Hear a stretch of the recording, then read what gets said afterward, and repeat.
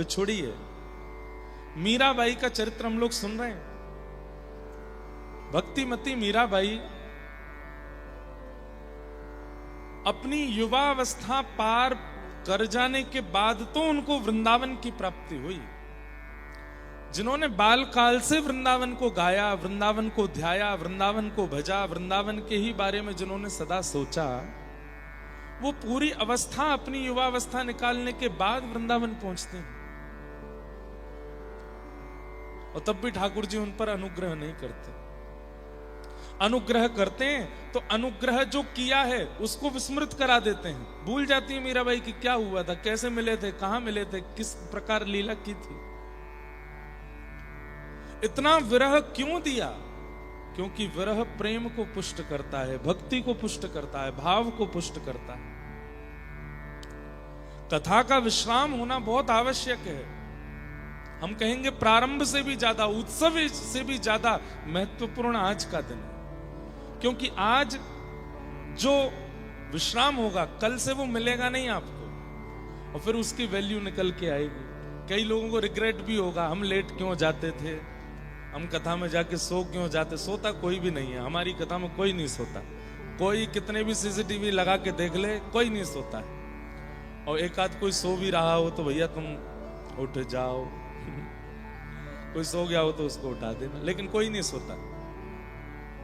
लेकिन कई लोगों को होता होगा कि हमने पूरा क्यों नहीं सुना, हम विलंब से क्यों आए, हम देरी से क्यों बैठे, हमने फोन क्यों चलाया, हम बीच में उठ के क्यों गए थे। कल से ये सारे रिग्रेट्स होंगे और फिर कथा की और स्मृति बनेगी, उत्सव की स्मृति बनेगी। आप सब एक दूसरे के प्रति वैष्णव भाव है, आप सब एक दूसरे को स्मरण करेंगे। मेरे बगल में एक भैया बैठते थे, बहुत अच्छे से कथा सुनते थे।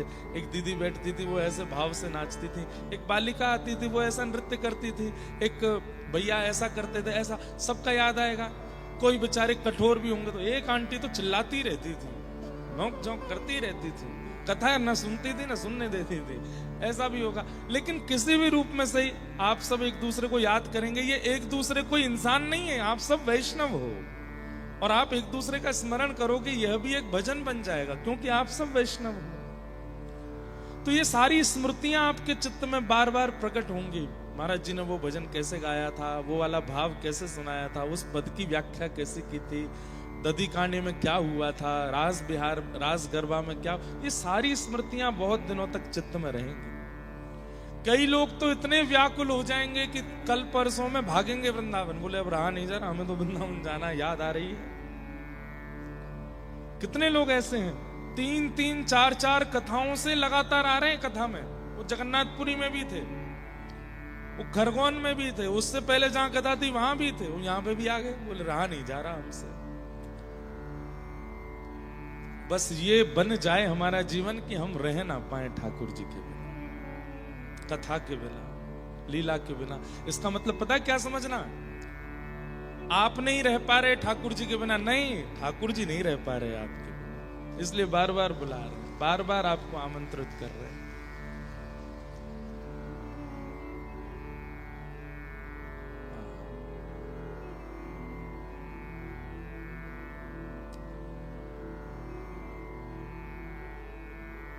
नैना हरि दर्शन के प्यासी, नैना हरि दर्शन की प्यासी, अखियां हरि दर्शन की प्यासी, अखियां हरि दर्शन की देखो चाहत कमल नयन को, देखो चाहत कमल नयन। आप लोग शांत क्यों हो, गाइए हमारे साथ। देखो चाहत कमल नयन को, देखो चाहत कमल नयन को, निस दिन रहत उदासी, निस दिन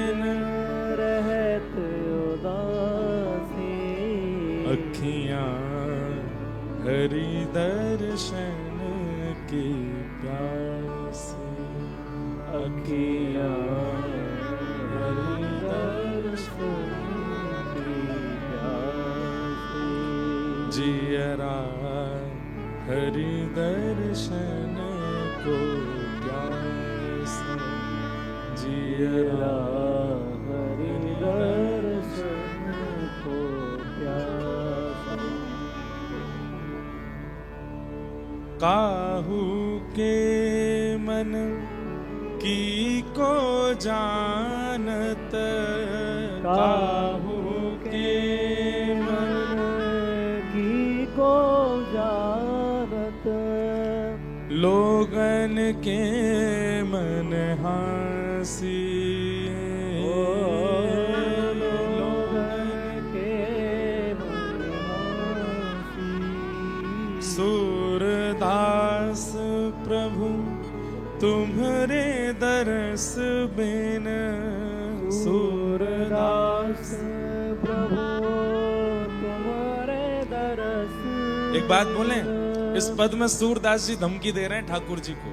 क्या धमकी दे रहे हैं? अगर आपने मुझे दर्शन नहीं दिए तो मैं लेहों करवट काशी, मैं काशी चला जाऊंगा और वहां जाकर के गंगा जी में करवट ले लूंगा, प्राण त्याग दूंगा, अगर आपने मुझे दर्शन नहीं दिए तो। सूरदास प्रभु तुमरे दर्श बिन, सूरदास प्रभु तुम्हारे दर्श बिन, ले हो करवट काशी, ले हो करवट काशी। अखियां हरि दर्शन के प्यासी, अखियां हरि दर्शन की प्यासी, अखियां हरि दर्शन के प्यासी, अखियां हरि दर्शन की प्यासी। ये प्यासी होंगी कब? जब आज कथा विश्राम होगी। अगर ये कथा चलती रहेगी और इसका विश्राम निश्चित नहीं होगा तो कहीं ना कहीं आपके नेत्रों में वो प्यास खत्म हो जाएगी ठाकुर जी के मिलन की। इसलिए आज कथा का विश्राम होना बहुत जरूरी है। सूरदास जी के जन्म से नेत्र थे उनके पास, पर कुछ समय बाद एक रोग होने के कारण सूरदास जी के नेत्र चले गए। इतनी बड़ी अवस्था सूरदास जी ने बिना नेत्रों के व्यतीत कर दी। ठाकुर जी जब कृपा करके आए और ठाकुर जी ने जब नेत्र प्रदान कर दिए सूरदास जी को, तो सूरदास जी अपने नेत्रों से पहली बार, एक होश संभालने के बाद में पहली बार जब सूरदास जी ने नेत्र खोले, त्रिभंग ललित श्याम सुंदर सामने खड़े हैं, उनके रोम रोम का दर्शन करते हैं। घूम घूम के सूरदास जी ठाकुर जी को देखते हैं, चरण कैसे हैं, घुटने कैसे हैं, कमर कैसी है, वक्ष कैसा है, मुख कैसा है, कान कैसे हैं, केश कैसे हैं। एक एक रों का दर्शन करने के बाद सूरदास जी चरणों में प्रणाम करते हैं। अब मुझे एक वरदान दे दीजिए। बोले क्या? मेरे नेत्रों को वापस अंधा कर दो, अब मैं दोबारा नहीं देखना चाहता। क्यों? जिन नयनन में पी बसे दूजा ना ही समय, अब मैं किसी और को देखना नहीं चाहता। आप मेरे नेत्र वापस ले लीजिए। ये छवि खेलत नयनन में ना ही दूसरो ध्यान। ये छवि जो आपकी मेरे नेत्रों में बस गई है, बस ये बसी रहे। अब आप नेत्र वापस ले लो। क्यों? क्योंकि नेत्र रहेंगे तो देखते रहेंगे, और कहीं और अटक जाएं इस पर मुझे विश्वास नहीं है, मुझे अपने नेत्रों पे भरोसा नहीं है। आपको देख लिया, आप मुझे पुनः अंधा कर दो ताकि ये सदा आपके ही रहें और किसी का ध्यान ना करें।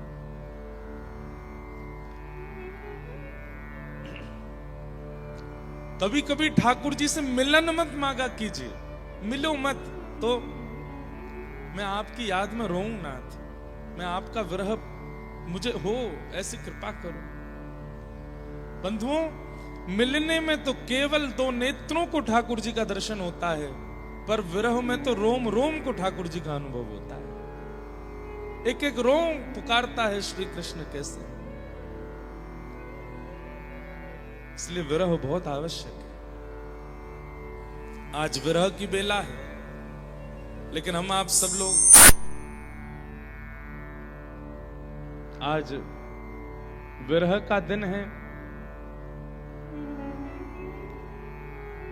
हम आप सब लोग उत्सव ही मनाएंगे, आज भी गरबा उत्सव कर लेंगे, लेकिन उस गरबा के विश्राम के बाद बस ये स्मृतियां ले जाइएगा 7 दिन की अपने साथ, और इन स्मृतियों में ही रहिएगा। ये स्मृतियां ही आपकी भक्ति की पुष्टि करेंगी। और एक बात और बता दें, जब कभी भी चित्त में कोई दोष भाव प्रकट हो रहा हो, जब कभी भी चित्त में कोई दुर्भाव प्रकट हो रहा हो, उसी समय नेत्र बंद करके कथा में क्या क्या हुआ था सब याद कर लीजिएगा। ये स्मृतियां आपके चित्त को शुद्ध कर देंगी, पवित्र कर देंगी, भावों को, दुर्भावों को नष्ट कर देंगी। तुरंत सब कुछ प्रकट हो जाता है। इतने में असंख्य जुगनू उड़ते हुए आ गए। जुगनुओं में डिम डिम डिम डिम एक प्रकाश होता है, और सब जुगनुओं का झुंड आकर के श्री जी के सामने बैठ गया। श्री जी ने इतने में ही विचार किया, आओ श्याम सुंदर, आपको श्रृंगार करूं। और दिन तो तिलक से, चंदन से, मोतिन से, आभूषणन से श्रृंगार, आज आओ। अब एक एक जुगनू को उठाती हैं, और किशोरी जी ठाकुर जी के एक जुगनू यहाँ मुकुट के ऊपर, एक जुगनू यहाँ मणि के पास, एक जुगनू कान के पास, एक जुगनू माथे पर, एक जुगनू यहाँ मकराकृत कुंडल पर, एक जुगनुओं के कुछ मालाएं यहाँ पर, और कुछ बाजूबंद पर, कुछ हाथ पर, कुछ कमर पर, कुछ चरणों पर। जैसे ही जुगनून ते श्रृंगार कियो, ठाकुर जी मंदम मंदम श्याम सुंदर ऐसे मधुर लग रहे हैं। पीली पीली डिम डिम वो जुगनुओं की प्रकाश से इतने आनंदित हो रहे हैं। किशोरी जी इस रूप को देख करके बलैया ले रही हैं। तभी चंद्रमा ने विचार किया, अरे अमावस्या, तू कितनी निर्दयी है, तू ठाकुर जी के और श्री जी के सुख के लिए प्रकट ना आ सके, तू पूर्णिमा को ना ला सके। तभी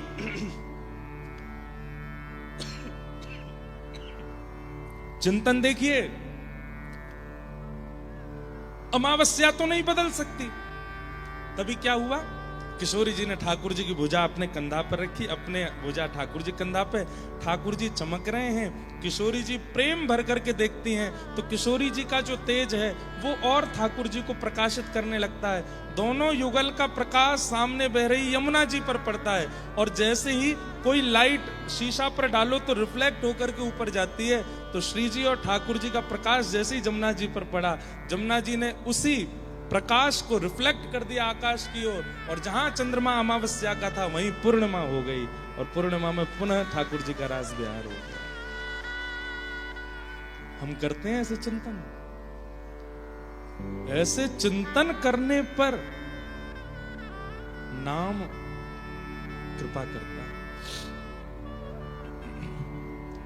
इसलिए नाम कोरा मत जपिए। मैं फिर कह रहा हूं तीसरी बार, कृपा तो फिर भी हो जाएगी, पर कुछ चिंतन करके करो। ये कथाएं क्यों सुनते हो आप, ये लीलाएं क्यों सुनते हो आप? ताकि आपका भी अपना चिंतन बने, आप भी कुछ विचार कर सको। ये लीला कैसे हुई होगी, यहां कैसे हुआ होगा, ये क्रिया कैसे हुई होगी, विचार करो।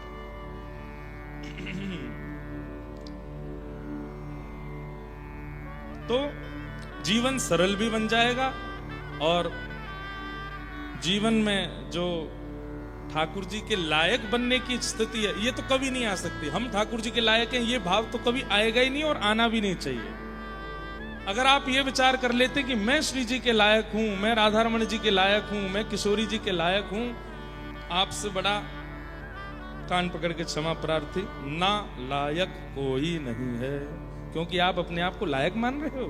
श्री जी के लायक हो आप, कोई नहीं है उनके लायक। वो जिसको चाह लें वो उनके लायक है।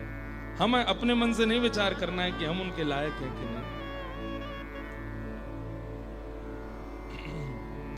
एक अंतिम प्रश्न और कह देते हैं। प्रणाम। मन में दो भाव हैं।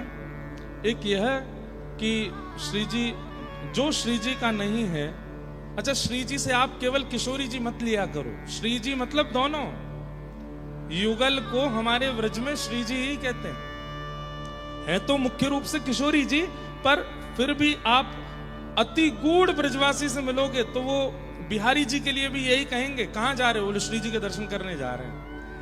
नए लोग कह सकते हैं अच्छा बरसाने जा रहे हो? नहीं नहीं, बिहारी जी। बिहारी जी तो बिहारी जी, श्री जी क्यों कहा? बोले भैया वृंदावन वारिन के काजे दोनों युगल ही श्री जी हैं, दोनों श्री हैं। राधा रमन जी की कृपा हो रही है ऐसा नहीं बोलेंगे, श्री जी की कृपा है रही है, दोनों श्री जी। तो मन में दो भाव हैं, एक यह कि जो श्री जी का नहीं है वो हमारा भी नहीं है, और एक भाव जो आपने कल कहा कि यदि कोई भक्ति भाव में नहीं है तो श्री जी से प्रार्थना करो कि जैसे उन्हें हमें अपनाया आप हमारे साथी को भी अपनाओ। तो हम क्या करें? इंतजार करें उनके भक्त होने का, या फिर उनको श्री जी का नहीं है समझकर छोड़ दें? हमने एक बार कथा में कहीं बताया था, एक समय अवधि रखिए, बहुत अपना व्यक्ति है और श्री जी से विलग है तो श्री जी से प्रार्थना करो, और एक समय प्रतीक्षा का रख लो, इतना प्रतीक्षा हम करेंगे। अगर श्री जी ने इनको स्वीकार कर लिया, और नित्य उतने समय तक हम प्रार्थना करेंगे, हे श्री जी इनको स्वीकार करो, इनको स्वीकार करो। क्यों स्वीकार करो? क्योंकि इनके आपके होने से मेरी भक्ति और सरल हो जाएगी, हम दोनों मिलके करेंगे तो और अच्छा आनंद आएगा और सुख मिलेगा, इसलिए स्वीकार करो। और उतनी अवधि में अगर श्री जी उन्हें स्वीकार नहीं करती हैं तो इसका मतलब है कि चाहती नहीं है श्री जी की वो हों। उसके बाद आप क्या करो? शरीर का जो नियम है, शरीर का जो धर्म है, शरीर का जो संबंध है, उसका निर्वहन करो, हृदय से ज्यादा लगाव मत रखो। इस प्रकार आपको निर्वहन करना है। तो और कोई बाह्य व्यक्ति है, दोस्त है, मित्र है, पड़ोसी है, दूर का कोई है, वो श्री जी का नहीं हो रहा और इतने दिनों में भी नहीं, उसका तो त्याग ही कर दो। बोले जय सिया राम है भैया, मिल जाएगा तो राधे राधे करेंगे, नहीं तो फोन वोन कर भी जरूरत ना है, दूर रहे हम थे। लेकिन कोई ऐसे संबंध का है जो साथ ही रहता है, वो फिर भी ठाकुर जी उसको स्वीकार नहीं कर रहे बहुत दिनों तक, तो फिर आप उसके बाद शरीर धर्म का निर्वहन करो। बहन के प्रति जो नियम होना चाहिए, भाई के प्रति, पिता के प्रति, माँ के प्रति, पत्नी के प्रति, बच्चों के प्रति, जो शरीर का धर्म है उसका निर्वहन करो। बाकी हृदय से फिर विशेष लगाव मत रखो। ऐसा आप कर सकते। ये कुछ भाव थे। एक बहुत गंभीर भाव भी आया है हमारे पास, हम सोच रहे हैं कहें कि नहीं, पर हमको पंडित जी बोल के गए ये जरूर बोल लेना आप।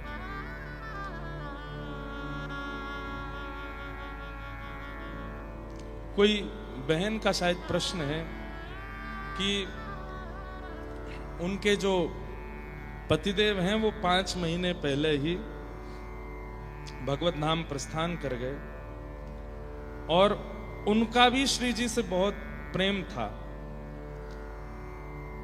अब घर के लोग तो कहते हैं कि आप आगे बढ़ो, लेकिन मन वहीं रुक गया है, विचार नहीं कर पा रहे, रहा नहीं जाता, कैसे रहें। 7 वर्ष साथ में थे, उसके बाद अभी 5 महीने पहले उनका भगवत धाम गमन हो गया। अब क्या करें? ऐसी स्थिति में एक विचार देखो, आध्यात्मिक भाषा कई बार ना बड़ी कड़वी होती है। सेम यही प्रश्न मीराबाई से एक ने किया था। आज ही मैं अभी जब आ रहा था, गाड़ी में ही पढ़ता हुआ आ रहा था कि भक्तिमती मीराबाई जब द्वारिका में विराजमान हुई, अभी हम कथा सुनेंगे, तब एक व्यक्ति का बिल्कुल 11-12 वर्ष का बालक खत्म हो गया, और वो व्यक्ति इतना ज्यादा परेशान, इतने भार में इस बात से कि मैं अपने बालक को बचा क्यों नहीं पाया। इसी भार के कारण उस व्यक्ति के मन में बार बार ये भावना आने लगी कि मैं विरक्ति ले लूं, मैं संन्यास ले लूं, मैं सब छोड़ दूं। आप सबको हमारी आवाज आ रही है ना? हाँ, तो ध्यान से सुनो सब लोग।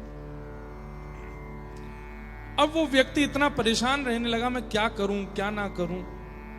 तो घूमता हुआ तीर्थों में जा रहा था, तब वो जब मीराबाई का नाम सुना तो द्वारिका में उनके पास गया, और उनसे जाकर के भी उसने यही बात कही कि मेरा पुत्र चला गया और मैं तब से बहुत विचलित हूं, मैं क्या करूं।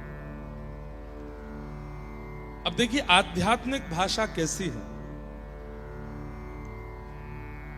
हम किसी भी व्यक्ति के जाने पर आप ये मत सोचिए ना कि मैं मंच पे बैठा हूं इसलिए ज्ञान दे रहा हूं। मेरे जीवन में भी कोई घटना भगवान ना करे कभी घटेगी, मुझे भी पीड़ा होगी, मैं भी पीड़ित होऊंगा, मैं भी रोऊंगा, मुझे भी वो व्याकुलता होगी। लेकिन हाँ, इतना विश्वास कर सकते हैं कि ठाकुर जी की कथा कहते कहते कहते पीड़ा को पूरे जीवन पर हावी नहीं होने देंगे।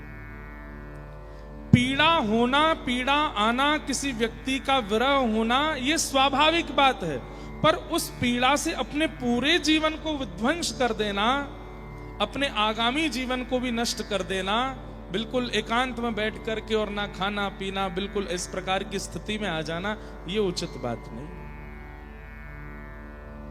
पीड़ा सबके जीवन में आती है, कहीं छोटी, कहीं बड़ी, कहीं ज्यादा, कहीं कम, लेकिन उस पीड़ा से कुछ दिन पीड़ित तो सब होते हैं, पर उस पीड़ा से पुनः अपने आप को उठा करके चल पड़ना ठाकुर जी को बहुत प्रसन्न करता है। हम लोग देखते हैं कि बच्चे हमारे स्कूल में कंपटीशन कर रहे थे, दौड़ की कंपटीशन हुई, बच्चा हमारा गिर गया, गिरते ही माताएं परेशान हो जाती, अरे गिर गया, लेकिन वो बालक वहीं बैठ करके रोने लग जाए अपना पैर पकड़ करके, तो भाई अब फिर सब कहेंगे अब क्या करें, वो उठा लाओ इसको। लेकिन वो बालक गिरने पर भी उठ करके फिर दौड़ने लग जाए, तो सब लोग उसकी प्रशंसा ही नहीं, भले ही वो हार जाए फिर भी उसकी प्रशंसा, उसका स्मरण, उसकी याद सब करते हैं। ठीक वैसे ही हम सब जीवन रूपी दौड़ में दौड़ रहे हैं। जीवन में आने वाली रुकावटें, कहीं ठोकर आती है, कहीं कुछ आता है, कहीं कुछ आता है, और हम गिर पड़ते हैं। और गिरने के बाद जब हम गिरे ही रहते हैं, ठाकुर जी फिर कुछ नहीं कहते, कहते हैं कोई बात नहीं, अब तो जो है सो है, दया आती है ठाकुर जी को। लेकिन जब गिरने के बाद हम पुनः उठ जाते हैं, रक्त निकल रहा है, चला नहीं जा रहा है, दौड़ा नहीं जा रहा, फिर भी परिश्रम करते हैं, फिर भी चलते हैं, ठाकुर जी भावुक नेत्रों से हमारा स्वागत करते हैं, हृदय से लगाते हैं। जीवन में जो भी परिस्थिति आई वो तुम्हारे प्रारब्ध के कारण आई है, लेकिन फिर भी तुम रुके नहीं, फिर भी तुम हारे नहीं, फिर भी तुम थमे नहीं, चल पड़े, निकल दिए, इसलिए मुझे अति प्रिय। जीवन में परिस्थिति कैसी भी आवे, परिस्थिति बहुत कठिन है जो आपने लिखी है, लेकिन इस परिस्थिति में आपको स्वीकार करना पड़ेगा कि अब जो हुआ वो हुआ। कथाएं सुनकर के, नाम आश्रय लेकर के, ठाकुर जी को अपना बना करके अब मैं आगे बढ़ूं। शेष जीवन जो है वो अपने लिए, और जो चले गए हैं उनके नाम से मैं ठाकुर जी की सेवा में लगा दूं। आपको आगे बढ़ना पड़ेगा। मीराबाई के दादाजी को छीन लिया, मीराबाई का जिनसे विवाह हुआ, नाम का विवाह था, लेकिन एक प्रकार से वे भी समर्थन ही तो करते थे मीरा जी का, उनको भी छीन लिया ठाकुर जी ने। मीराबाई का पूरा परिवार विपरीत रहने लगा, कोई भी अपना नहीं। वापस मेड़ता लौट के आई तो पिताजी भी चले गए, माताजी भी चली गई, कोई नहीं बचा। लेकिन फिर भी मीराबाई रुकी नहीं, थमी नहीं, अपना भजन करती रही। ऐसे ही बंधुओं, जीवन में परिस्थिति चाहे जितनी भयावह आ जाए, परेशान मत होइए, विचलित मत होइए, कथाएं सुनिए, नाम जप कीजिए, इससे बड़ा बल आपको कहीं नहीं मिलेगा। और इस बल को लेकर के चल पड़िए, निकल दीजिए, ज्यादा उसका विचार मत कीजिए, चिंतन मत कीजिए। ठाकुर जी ने शायद कुछ विचार किया है, उसको सोच करके आगे बढ़ दीजिए। तो इन बहन के लिए भी हम बस प्रार्थना करते हैं कि आप ठाकुर जी के नाम आश्रय लीजिए, कथा श्रवण कीजिए, और अब बहुत दिन तक परेशान मत रहिए, अब निकल पड़िए। 5 महीने हुए हैं, अब बस इस दीपावली गोवर्धन पूजा से ठाकुर जी को अपना जीवन अर्पित करने के बाद आगे बढ़िए। जीवन में आगे बढ़ना बहुत आवश्यक है। बोलो वृंदावन बिहारी लाल की। प्रश्न बहुत सारे आते हैं, पर हम सबको बस प्रणाम मात्र कर देते हैं। भगवान की गोवर्धन लीला हम लोग कल श्रवण कर रहे थे। इसी गोवर्धन लीला में भगवान ने माधवी पर कृपा की, और वही माधवी मीरा बनकर के वृंदावन में प्रकट हुई। मेड़ता से मेवाड़ गई, मेवाड़ से पुनः मेड़ता आई, और मेड़ता के बाद फिर वृंदावन आई। 25 वर्ष तक मीराबाई वृंदावन में रही। कितने वर्ष? लगभग 50-55 वर्ष की आयु होने पर मीराबाई अब विचार करने लगी, मैं क्या करूं।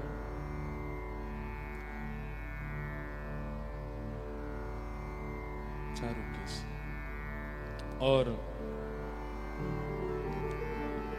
मीराबाई को एक दिन स्वप्न आया, बहुत ध्यान से सुनिए सब लोग। और मीराबाई ने स्वप्न में क्या दर्शन किया कि देव की मैया वसुदेव जी, जिनको वो अपना सास ससुर मानती हैं, मानती नहीं है ही, कलिकाल में भगवान ने मीराबाई से ब्याह किया है। तो मीराबाई के स्वप्न में आया कि देवकी और वसुदेव वो दोनों आपस में चर्चा कर रहे हैं कि 16,108 नहीं 16,109 बहुएं हैं हमारी, एक माधवी भी तो है। ये स्वप्न में देख रही है मीराबाई। तभी देवकी मैया कहती हैं नहीं नहीं 108 ही हैं, 16,108 ही हैं। बोले क्यों? बोले एक तो ससुराल में ही नहीं रहती ना, वो तो कहीं और रहती है, जो ससुराल में रहे उसी को तो हम बहू मानेंगे।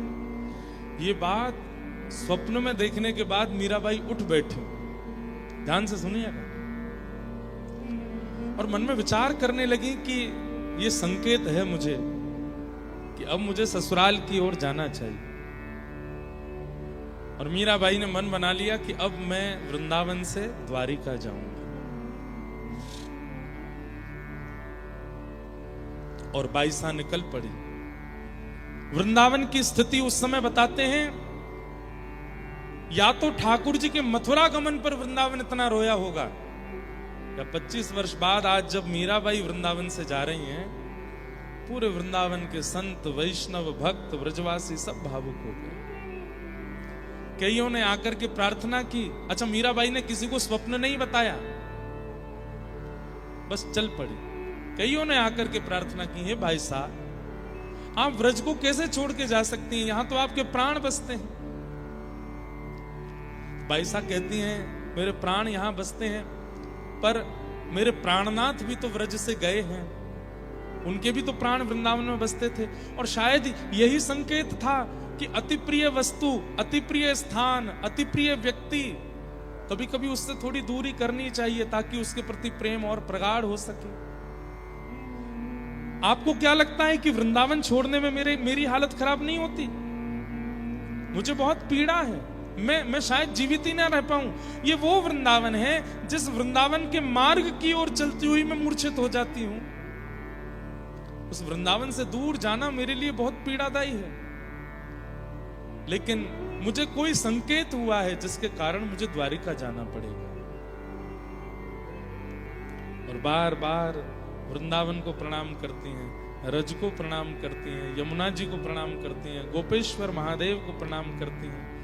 कहते हैं आज पशु पक्षी जीव जंतु यमुना जी सबका कलरव शांत है, क्योंकि मीराबाई जा रही है।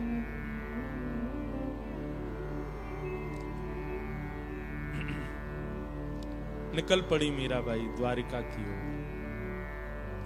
वृंदावन के विरह में व्याकुल हो जाती हैं, रोने लगती हैं, कभी कभी वापस दौड़ने लगती हैं वृंदावन के लिए, लेकिन फिर संभाल करके फिर चल पड़ती हैं द्वारिका को। रास्ते में जितने स्थान पड़े हर स्थान पर ठाकुर जी का स्मरण करते हुए मीराबाई जा रही हैं। और रास्ते में जितने भी स्थान पड़ते हैं संत जन आते हैं, मीराबाई के साथ बैठ के सत्संग करते हैं।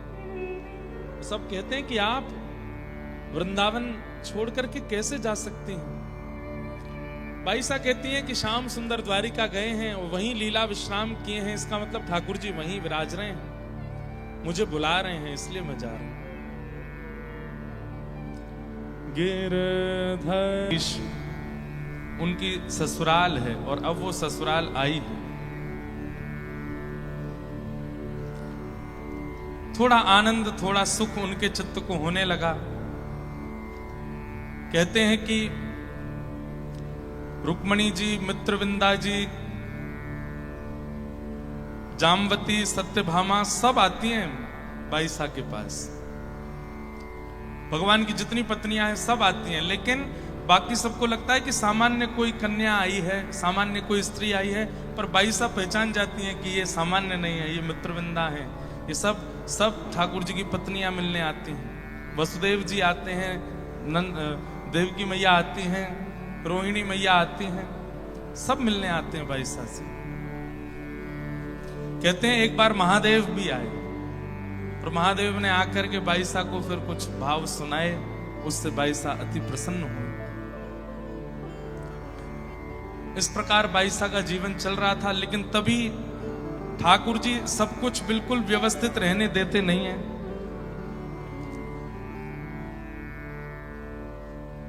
जब से मीराबाई ने मेवाड़ का त्याग किया, मेवाड़ में भुखमरी होने लगी।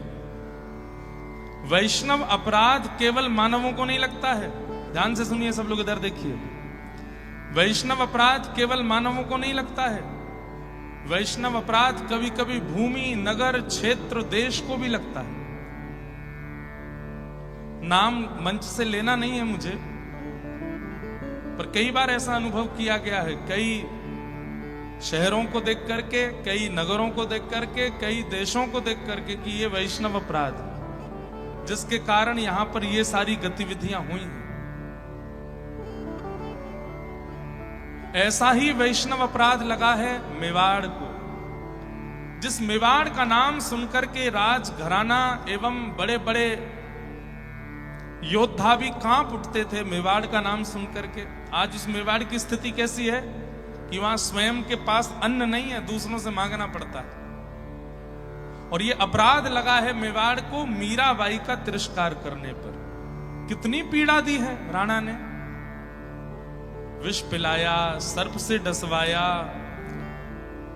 सिम भेज दिया, और कई तो हमने मंच से बताए नहीं है, कई और भी क्रियाएं की। मन चले व्यक्तियों को भेज दिया, जाओ अर्धरात्रि में मीराबाई के कक्ष में जाकर के दुर्व्यवहार करो उनके साथ। ऐसा ऐसा तक भी भाव रखा है राणा ने। भरी सभा में मीराबाई कीर्तन कर रही हैं और वहीं सभा में कोई व्यक्ति दुष्प्रचार कर रहा है मीराबाई का। ऐसे ऐसी षड्यंत्र किए मीराबाई के प्रति। ये सब वैष्णव अपराध है। अरे यहां मन में किसी वैष्णव के बारे में गलत सोचने ना अपराध माना जाता है, यहां तो मीराबाई के साथ किया गया है। और इन सब अपराधों का भुगतान पूरा मेवाड़ कर रहा है। वर्षों बीत गए हैं, मेवाड़ में वर्षा नहीं हुई है, खेती बाड़ी हो नहीं पाती है, सूखा पड़ गया है, लोग पलायन कर रहे हैं, दूसरे राजाओं से आश्रय मांग रहे हैं। राणा संभाल नहीं पा रहा अपने नगर को। तब एक बहुत बड़े ज्योतिषाचार्य को बुलाया, एक बहुत बड़े संत को बुलाया और उनसे पूछा, महाराज कई बार बड़े बड़े घर के लोग संतों को तब बुलाते हैं जब खूब सारे अपराध हो जाते हैं उनसे, और अपराधों के बदले उनके साथ जब होने लग जाते हैं, गलत गलत होने लगता है, हर प्रकार की स्थिति करके देख ली, किसी से भी फायदा नहीं मिला, तो फिर संतों से बोलते हैं क्यों हो रहा है महाराज जी बताइए। पहले कभी कथा नहीं सुनी, पहले कभी वैष्णवों का संग नहीं किया, पहले कभी संतों को प्रणाम नहीं किया, पहले कभी वैष्णवों को वंदन नहीं किया, पहले केवल हमेशा उनके प्रति दुर्भाव रखा। सब अच्छा अच्छा होता है ना तो वैष्णव अच्छे नहीं लगते, लेकिन जब सब विपरीत होने लगता है, पंडित जी हाथ देख लो, कुंडली देख लो, ये देख लो, हमें कुछ बता दो, हमारे यहाँ कुछ कर दो, कैसे होगा, भगवान का कौन सा मंत्र कर लें, यंत्र कर लें।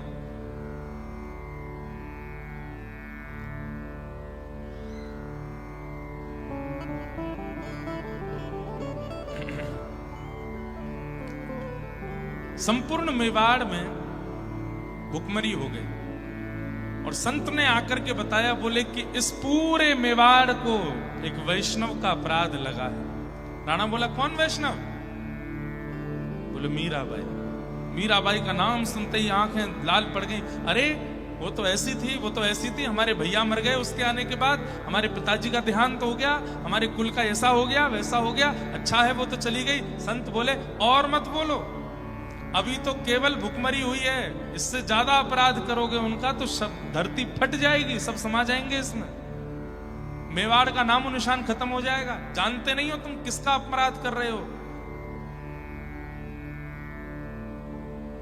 तब राणा को जब इतने संतों ने और भक्तों ने समझाया, तब जाकर के उसके मन में थोड़ी बात आई। बोले अब कैसे दूर होगा ये अपराध? बोले अगर मीराबाई मेवाड़ को क्षमा करेंगी और यहां आकर के फिर से रहने लग जाएंगी तो ये संभव है। राणा बोला वो तो कभी नहीं आएंगे, हमने जो उनके साथ व्यवहार किया है उससे तो वो कभी नहीं आएंगे लौट करके। बोले कि कैसे भी बुलाओ, नहीं तो मेवाड़ का नामो निशान खत्म हो जाएगा। अभी तो जनता आश्रय ले रही है, कुछ समय बाद तुमको भी आश्रय लेना पड़ेगा दूसरे राजाओं का, और कोई उपाय नहीं है मेवाड़ को बचाने का। तुम ठाकुर जी की चाहे जितनी आराधना कर लो, जितनी पूजा कर लो, जितने 56 भोग ठाकुर जी के लगा लो, ठाकुर जी की प्रसन्नता से कुछ होना ही नहीं है। ये तो भक्त प्रसन्न होगा तभी होगा, क्योंकि एक भक्त का अपमान करने के बाद ठाकुर जी को चाहे जो जितना भी मना ले, ठाकुर जी मानते थोड़ी, फिर रीझते थोड़े। राणा ने कुछ मेवाड़ के लोगों को बोला कहां है मीरा, ढूंढो। और कुछ दिन में पता चला कि वो द्वारिका में रहती। मेवाड़ के लोग द्वारिका पहुंच गए। द्वारिका में जाके ढूंढने लगे कहां है मीराबाई। बाईसा का जब पता चला तो द्वार पर जाकर के बैठ गए। बाईसा 2-2, 3-3 दिन तक निकलती नहीं थी कक्ष से बाहर। 3 दिन बाद निकल करके आई तो देखा भूखे प्यासे व्याकुल स्थिति में मेवाड़ के लोग बैठे। बाईसा बोली आप सब? तो सब मारवाड़ी बोलने लगे, सब अपना परिचय देने लगे। तो बाईसा बोली आप सबको मैं प्रणाम करती हूँ, आप हमारे ससुराल से आए, सबको वंदन, मैं क्या सेवा करूं। सबने बताया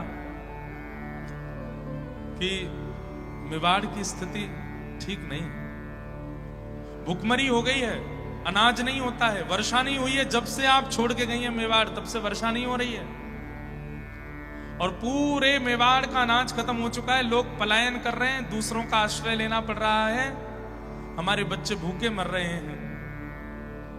तो मीराबाई बोली ये तो बहुत कष्ट की बात है, मैं प्रार्थना करूंगी ठाकुर जी से कि सब मंगल में हो। बोले आपकी प्रार्थना से कुछ नहीं होगा, तो आपको अपने चरण मेवाड़ में पधराने पड़े। इसका उत्तर नहीं दिया मीराबाई ने, चली गई वहां से। अब बहुत आगे निकल चुकी हूं मैं, आप कहां मुझे वापस मेवाड़ ले जाने के लिए आए। मेवाड़ के लोग घूमते रहे, जगह जगह मीराबाई को रोकते। मीराबाई हाथ जोड़ के कहती मैं आपसे प्रार्थना करती हूं, आप कहेंगे तो मैं कहीं ना कहीं से कुछ व्यवस्था करवा दूंगी, ठाकुर जी से नित्य प्रार्थना करूंगी, पर मैं वापस वहां जाने के लिए नहीं आई हूं द्वारिका। मैं अपने जीवन में बहुत आगे निकल चुकी हूं, अब आप वापस मुझे मेवाड़ ले जाने की बात मत कहिए। आपको हमारे छोटे बच्चों पर तरस नहीं आता? आपको उनके आंसू नहीं दिखते? आपको ये नहीं लगता कि आपका ससुराल है, इतना कर्तव्य तो आपको करना चाहिए? बाईसा ने तो कुछ नहीं कहा, लेकिन साथ में जो सखियां थी उन्होंने बहुत सुनाया। बोले अच्छा तुम लोगों में से कितने आए थे मीराबाई के ऊपर जब कष्ट होता था, आज तुम उनको गिना रहे हो कि उनको तरस नहीं आता या उनको पीड़ा नहीं आती। जब बाईसा पर कष्ट था आप में से कितने लोग आए?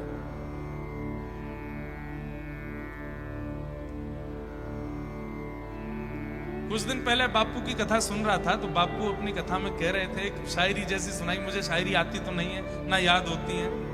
उसमें वो कह रहे थे कि दूसरों के यहां जब बहुत पीड़ा हुई तो हम नंगे पांव दौड़े, लेकिन जब हमारी बारी आई तो बहुत बारिश हुई, कोई नहीं आया। बारिश हुई नहीं, पर सबने ऐसे बहाने बना दिए, वर्षा बहुत हो रही है, हम कैसे आए। संसार ऐसा ही है, आप दौड़ दौड़ करके भाग भाग करके, हमारे विपराग जी कहते हैं सब कुछ ही मिटा देंगे, सारे होश गवा देंगे, कुछ हो गया तो दुनिया जला देंगे। पर सबके लिए दुनिया जलानी नहीं है, क्योंकि दुनिया बड़ी बेकार है। यहां आप किसी के लिए कुछ भी कर मिटिए, जब आपके ऊपर बात आएगी ना, सबके बहाने आ जाएंगे, हम नहीं कर सकते। बाईसा अकेली रहती थी, और उस अकेलेपन में राणा ने और उनकी बहन ने क्या नहीं किया उनके साथ। कितनी बातें तो हम मंच से नहीं बता पाते, क्योंकि क्या पता बताते समय आप उसको किस प्रकार ले लेंगे। हर वो पाप किया जो एक मानव विचार भी नहीं कर सकता, लेकिन कोई नहीं था मेवाड़ में मीराबाई के सामने खड़े होने वाला, साथ में खड़े होने वाला। केवल गिरधर लाल जी को बचती रही, और आज वही मेवाड़ के लोग सामने आकर के भीख मांग रहे हैं कि आप वापस चलिए, हमारे नगर को आपकी बहुत जरूरत है। बाईसा कृपा नहीं करना चाहती इसलिए ही जा रही। बाईसा कह रही मैं अपने जीवन के उद्देश्य में बहुत आगे निकल चुकी हूं, अब मैं वापस मेवाड़ नहीं जाऊंगी, मैं अपने जीवन के उद्देश्य पर चल पड़ी हूं। कठिनाई तो हुई बाईसा को, क्या करूं, रात में भजन नहीं हो पाता, रोती रहती है कि वहां बच्चे भूखे रह रहे हैं। कभी कभी अपनी सखियों से कहने लगती हैं चली जाऊं क्या मेवाड़। अब तो उनकी सखियों ने प्रण ले लिया, अगर आपने ये बात दोबारा कही भी तो हम प्राण त्याग देंगे। कैसे सोच सकती हो आप, उस मेवाड़ में क्यों जाना है जहां ये सब किया गया। अब मेवाड़ के लोग तो रोते बिलखते 4-5 दिन बाद वापस चले गए। राणा से जाकर के कहा कि बाईसा नहीं है। राणा बस ये सोच रहा है मेरा नगर कैसे बचेगा, मेरा राज्य कैसे बचेगा, ये सब लोग कैसे बचेंगे। तब उसने ब्राह्मणों को भेजा कि वो ब्राह्मणों की, संतों की और वैष्णवों की बड़ी उपासना करती हैं, आप लोग जाइए और आप लोग जाकर के मीराबाई को लेकर के आओ। मीराबाई आज जैसे ही निकली हैं भवन से तो ब्राह्मणों को, तिलकधारियों को, शिखा वालों को जहां भी देखती हैं मीराबाई दंडवत प्रणाम करती हैं। सब ब्राह्मणों को प्रणाम करने लगे। असंख्य ब्राह्मण बैठे थे, सबने मारवाड़ी में कुछ कहा तो बाईसा के कान खड़े हुए, आप सब, हम भी मेवाड़ से आए। मेवाड़ का नाम सुनते अब तो वो सोच रही है मैं क्या करूं। सखिया कह रही चलो यहां से, नहीं ऐसे नहीं, ब्राह्मणों का अपमान नहीं करना, मैं क्या सेवा करूं। ब्राह्मणों ने कहा बाईसा, हम जानते हैं कि राणा ने और पूरे परिवार ने आपके साथ उचित व्यवहार नहीं किया। बाईसा बोली मुझे उसका बिल्कुल कष्ट नहीं है, आप बिल्कुल विचार मत कीजिए। सब लोग इधर देखिए, बहुत ध्यान से सुनिए, ये मीराबाई के अब जीवन काल का अंतिम क्षण चल रहा है। ठाकुर जी कितनी, कभी कभी गुस्सा तो आता है लाल जी पे कि कितना खेलते हो आप। अब मीराबाई ऐसी स्थिति में फंस गई है, मैं क्या करूं। ब्राह्मण लोग हाथ जोड़ने लगे, नेत्रों से अश्रुपात करने लगे, बोले हम भीख मांग रहे हैं आपसे। क्या मेवाड़ चल। बाईसा कह रही आप ऐसा मत कीजिए, मेरी स्थिति भी तो समझिए, मैं अपने जीवन के एक उद्देश्य में आगे निकल चुकी हूं, मैं नहीं कर सकती।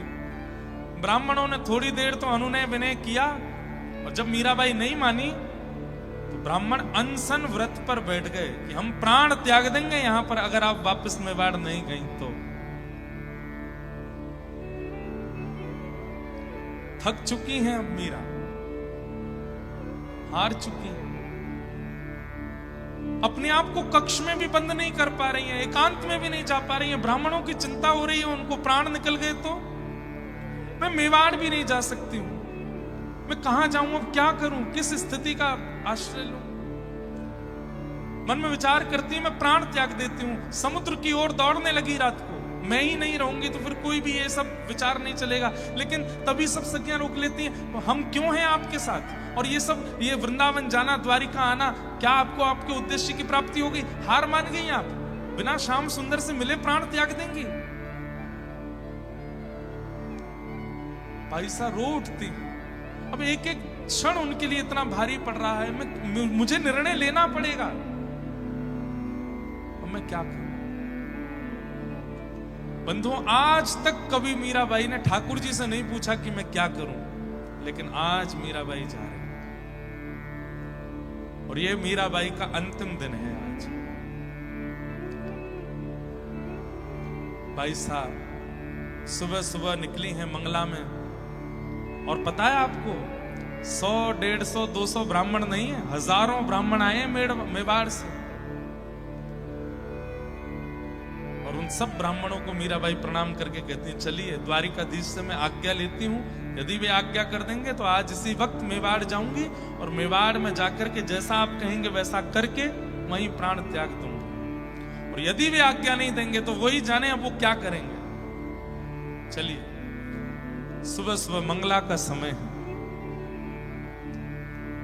सब ब्राह्मण जन खड़े हैं, द्वारिका के लोग, जैसे वृंदावन के लोग मीराबाई से प्रेम करते हैं ऐसे द्वारिका के भी करने लगे। सब बाईसा से कह रहे हैं कि बाईसा मेवाड़ मत जाओ। बोले मैं तो क्या ही बताऊं, अब ये कितना खेल खेलते हैं, अब मैं ऐसी स्थिति में हूं कि मुझे आज निर्णय लेना पड़ेगा। सुबह सुबह का समय है, 5:30-6 बजे होंगे और मंगला आरती के लिए जैसे ही कपाट खुले हैं, मीराबाई आज पहली बार प्रश्न चिन्ह के साथ द्वारिकाधीश को देख रही हैं और मन में बस ये पूछ रही हैं कि मैं हार चुकी हूं, मैं थक चुकी हूं, अब मुझसे और नहीं हो रहा है नाथ।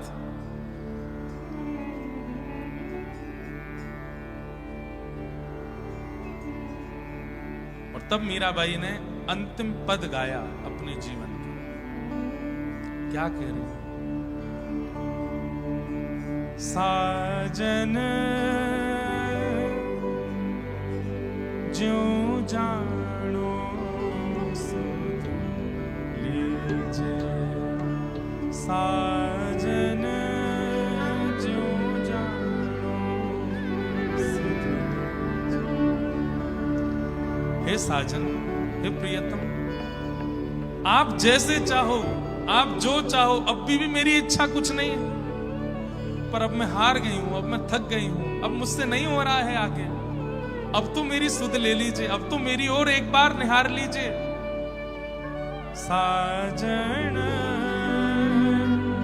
ज्यों जानो सुध लीजिए, साजन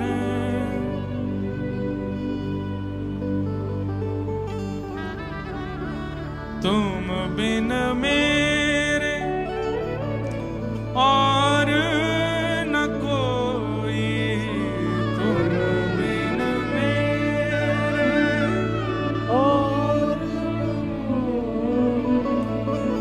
तुम बिन मेरे और न कोई, तुम बिन मेरे और न कोई, कृपा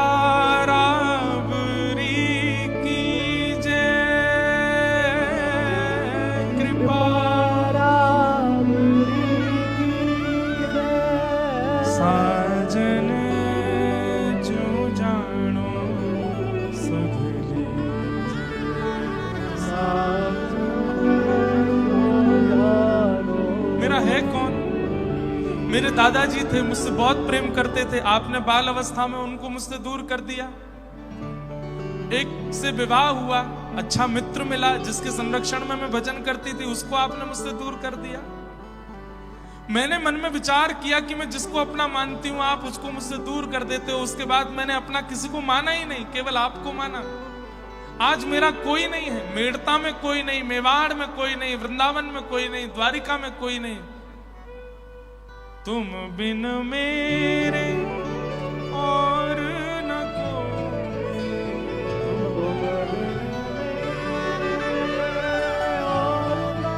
मेरा और कोई नहीं है नाथ। कृपा राबरी कीजिए, कृपा राबरी कीजिए, साजन ज्यों जानो सुध लीजिए, साजन ज्यों जानो। आज तक मैंने आपको अपनी स्थिति नहीं बताई है। आज तक मैं कैसे रहती हूं, कैसे सोती हूं, क्या खाती हूं, क्या करती हूं, कुछ नहीं बताया। आज पहली बार बता रही हूं मेरी स्थिति क्या है। दिवस न भूख, रैन नहीं निद्रा, दिवस न भूख, रैन नहीं निद्रा, यूं तन पल पल छीजे,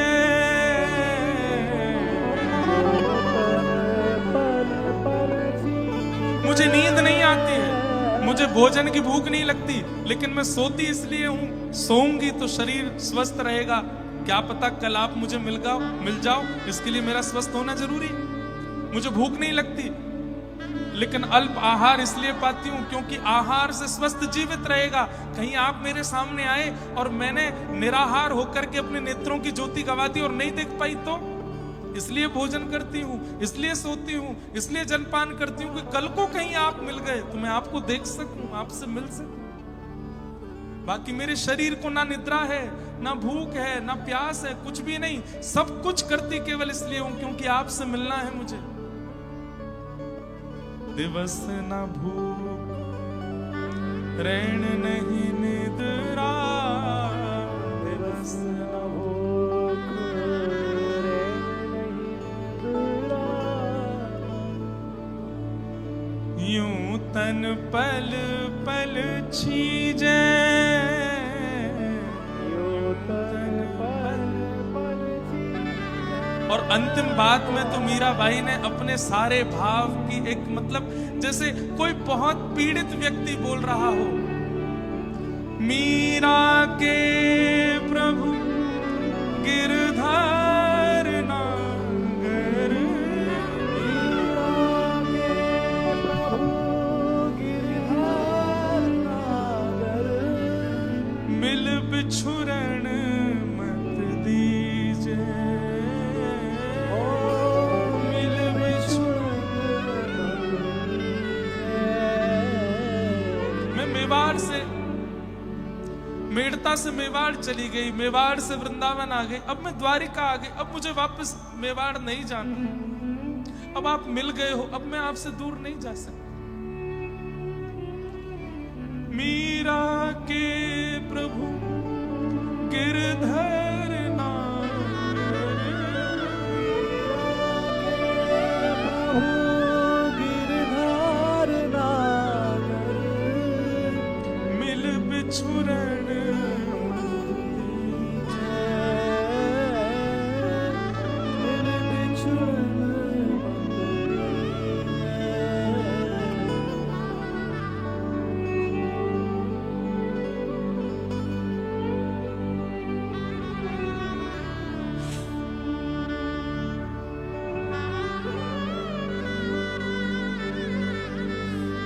अब नहीं जाना मुझे वापस इस संसार में। अब सब छोड़ के मैं आपके सामने खड़ी हूं।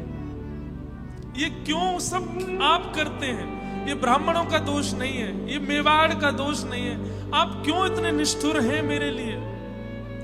मैंने कहां कोई कमी छोड़ी है आपसे प्रेम करने में, अपना भाव प्रस्तुत करने में? क्यों मेरी इतनी परीक्षा लेते हैं आप? साजन जो जानो सुध लीजे, साजन जो जानो सुध। मीरा के प्रभु गिरधर नागर, मीरा के प्रभु गिरधर नागर, मिल बिछुरण मत दीजे, मिल बिछुरण मत दीजे। और जैसे ही मीराबाई ने कहा मिल बिछुरण मत, बस इसी की टेर लगाने लगी, चिल्ला चिल्ला करके कह रही है मिल बिछुरण मत दी। अब मिल गए हो आप मुझे, अब मुझे वापस मत भेजिए। ये क्या मेवाड़ का आपने मेरे सामने एक प्रस्ताव रख दिया है? अब मुझे वापस नहीं जाना संसार में। जैसे ही मीराबाई बार बार कहने लगी मिल बिछुड़न मत दीजिए, मिल बिछुड़न मत दीजिए, मिल बिछुड़न मत दीजिए। द्वारिकाधीश की मंगला आरती चल रही थी। श्री द्वारिकाधीश एक पोशाक में और सामान्य सी पाग, ज्यादा आभूषण नहीं पहने हुए द्वारिकाधीश ने। सुबह सुबह भोर का समय, ठंडी ठंडी ब्यार चल रही है, सूर्य धीरे धीरे उदय हो रहे हैं, हल्की हल्की अंधियारी है, हल्का हल्का उजाला है। हजारों लोग मीराबाई के निर्णय के लिए खड़े हैं। आज क्या निर्णय होगा? और मीराबाई बस अपलक नेत्रों से द्वारिकाधीश को देख रही हैं। मीरा के प्रभु गिरधर नागर, मिल बिछुरन मत दीजिए। और जैसे ही मिल बिछुरन मत दीजिए बार बार बोलने लगी। इतने में ही सहरा पहन करके, गले में सुंदर मालाएं धारण करके, नव दुल्हा का रूप धारण करके श्री द्वारिकाधीश प्रकट हो गए हैं। मानो एक दिव्य सूर्य की किरण जैसी आ गई हो। एक क्षण के लिए सबको लगा कि ठाकुर जी ने मानो सर्वांगन श्रृंगार किया, और अचानक इतना तेज मंदिर के अंदर से आया, सबने अपने नेत्र बंद कर लिए, कोई भी उस तेज को देख नहीं पा रहा है। किसी ने हाथ की ओट ली है, किसी ने हाथ रख लिए हैं, कोई अपने आप को छुपा रहा है। इतना तीव्र तेज मंदिर में प्रकट हुआ, कोई नहीं देख पाया। एक क्षण के लिए तेज प्रकट हुआ, और जैसे ही तेज विश्राम हुआ, तभी क्या देखते हैं कि बाईसा द्वारिकाधीश के गर्भगृह में है, और जैसे ही द्वारिकाधीश को आलिंगन करती हैं, द्वारिकाधीश अपने अंदर मीराबाई को समा लेते हैं। साड़ी पीछे धीरे धीरे अंदर जाती है, पुजारी जी दौड़ते हैं पकड़ने के लिए, मीरा मीरा मीरा, और जैसे पकड़ते हैं केवल एक छोड़ मीराबाई का हाथ में रह जाता है, और मीराबाई द्वारिकाधीश में विलीन हो जाती है। बोलो द्वारिकाधीश की। आज भी मीराबाई का वो इतना छोड़ द्वारिकाधीश के श्री अंग से बाहर।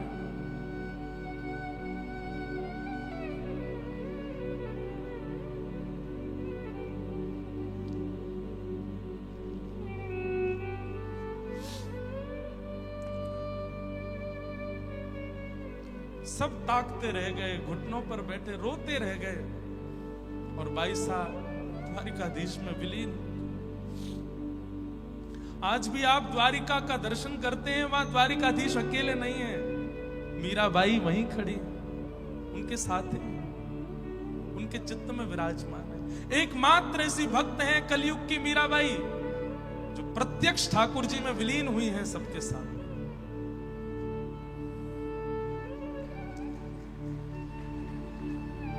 ऐसी भक्तिमती मीराबाई, जिन्होंने जीवन अपना संपूर्ण समर्पित किया ठाकुर जी के भजन में, और पूरा द्वारिका साक्षी रहा इस दृश्य का। बोलो भक्त वत्सल भगवान की।